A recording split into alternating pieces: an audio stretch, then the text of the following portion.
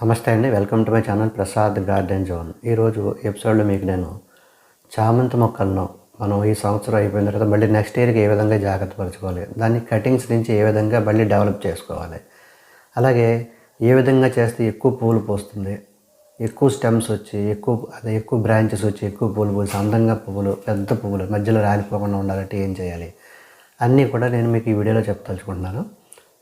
First మనం season అయిపోయిన తర్వాత చామంతి మొక్కని మళ్ళీ వచ్చి సీజన్కి ఏ విధంగా చేసుకోవాలంటే దాని నుంచి మనం ఒక కటింగ్ తీసుకోవాలి.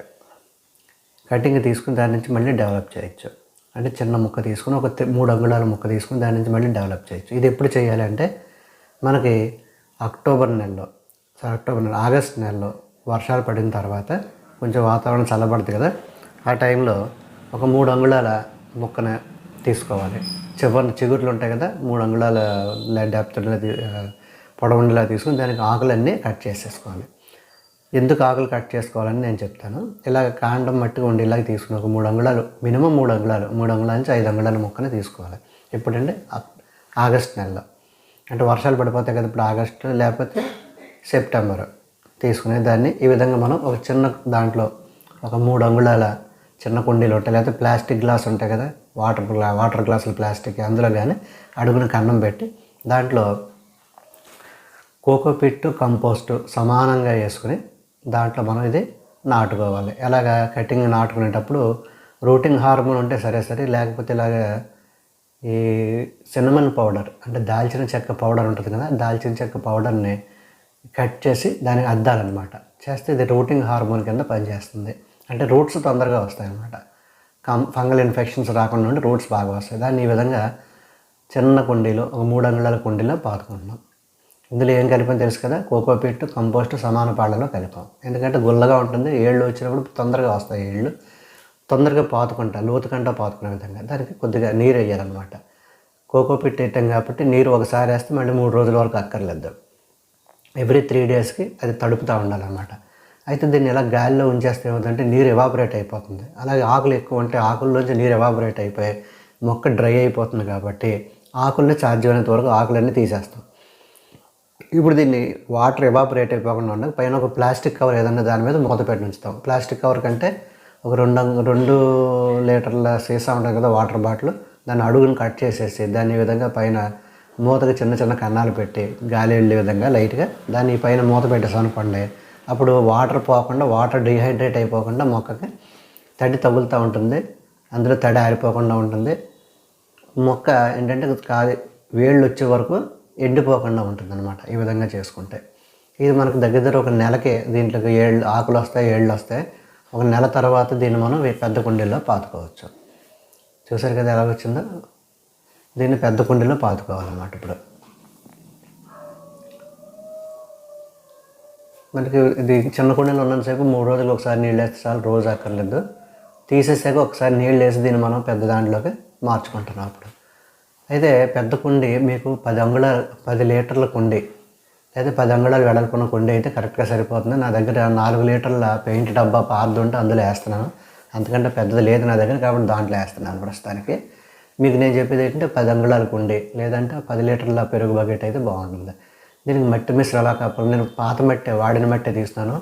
50% మట్టి, 25% కంపోస్ట్, 25% కోకోపిట్, కొద్దిగా ఓక అంటారు కదా, వరి ఓక కొద్దిగా కలిపితే మంచిది. ఎందుకంటే మట్టి గుల్లగా ఉండటానికి అన్నమాట.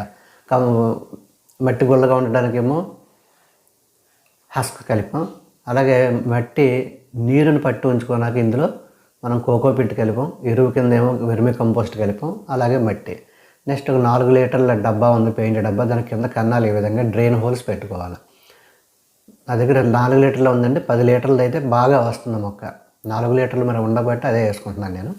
మీకు నేను చెప్పేది అంటే కనీసం 10 లీటర్స్ ఉండే దాంట్లో చామంతి మొక్క అంటే మంచి బాగా పెరుగుతుంది, ఎక్కువ పువ్వులు వస్తాయి.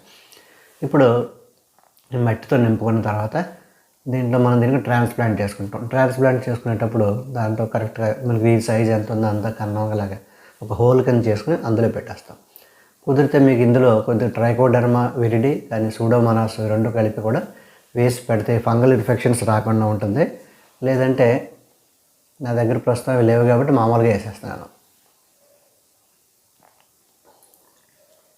ఒకసారి వేళ్ళు బాగా వచ్చినాయి లేదో మీకు చూపించడం ప్రూఫ్ కోసం లైట్గా వేళ్ళు తీసి పూర్తిగా తీయకండి. పూర్తిగా బయటకు వచ్చేస్తే మళ్ళీ పాతుకోవడానికి టైం ఎక్కువ పడుతుంది కాబట్టి మట్టి కొంచెం తొలగించి మీకు చూపిస్తాను. వేళ్ళు ఆ విధంగా ఉంటాయి.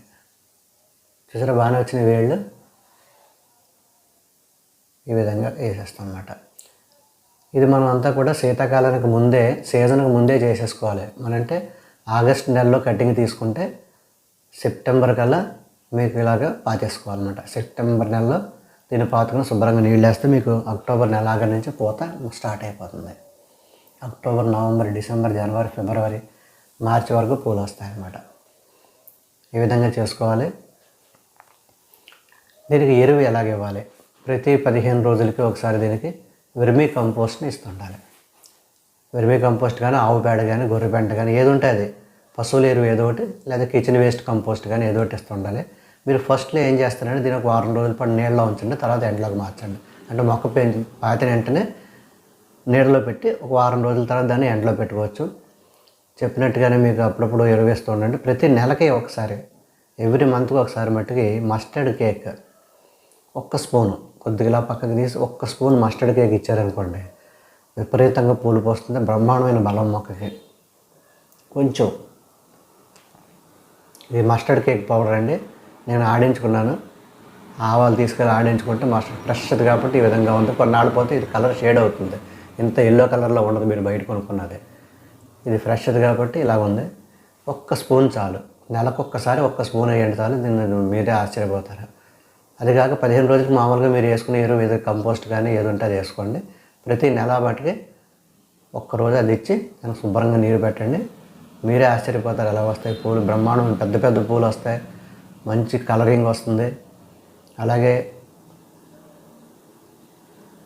బ్రహ్మాండంగా వస్తుంది. స్టెమ్ కట్ చేయడం మాత్రం మర్చిపోకండి. కొంచెం ఎదిగిన తర్వాత మొక్క పైన స్టెమ్ కట్ చేస్తే, పించింగ్ చేస్తే ఏంటంటే ఎక్కువ బ్రాంచెస్ వస్తాయి. నెంబర్ ఆఫ్ బ్రాంచెస్ వస్తే ఫ్లవర్స్ పెరుగుతాయి అన్నమాట. అంటే మొక్క ఎదిగేటప్పుడే ఒక 8 అంగుళాలు అలా వచ్చినప్పుడు పైన చిన్న పించ్ చేసేయాలి. కటింగ్ చేసేస్తే మీకు బ్రహ్మాండంగా వస్తాయి పువ్వులు. ఇంకా మీరు వారానికి 10 రోజులకి లేదా 15 రోజులకి ఒకసారి వేప నూనె దీన్ని స్ప్రే చేస్తుంటే ఫంగల్ ఇన్ఫెక్షన్స్, చీడపీడలు లేకుండా బ్రహ్మాండంగా ఉంటుంది. వేప నూనె ఒక 5 ml 1 లీటర్లో కలిపి స్ప్రే చేయండి, సరిపోతుంది. ఫంగల్ ఇన్ఫెక్షన్స్ రాకుండా బేకింగ్ సోడా 1 చెంచా 1 లీటర్ నీటిలో కలిపి నెలకు ఒకసారి ఈ శీతాకాలం, వర్షాకాలంలో స్ప్రే చేస్తే సరిపోతుంది మీకు. సమ్మర్లో ఎలాగో మనకి ప్లాంట్ పువ్వుత ఉండదు కాబట్టి మనకు వింటర్లోనే జాగ్రత్తగా చూసుకోవాలి. ఓకే అండి, ఈ వీడియో మీకు నచ్చినట్లయితే లైక్ చేయండి. అలాగే మీ ఫ్రెండ్స్ ఎవరైనా ఇంట్రెస్ట్ ఉన్న వాళ్ళైతే గార్డెన్ మీద షేర్ చేయండి వాళ్ళకి. అలాగే ఛానల్ సబ్స్క్రైబ్ చేసుకున్న వాళ్ళు సబ్స్క్రైబ్ చేసుకుని పక్కన ఉన్న బెల్ ఐకాన్ నొక్కండి. Thank you very much for watching my video.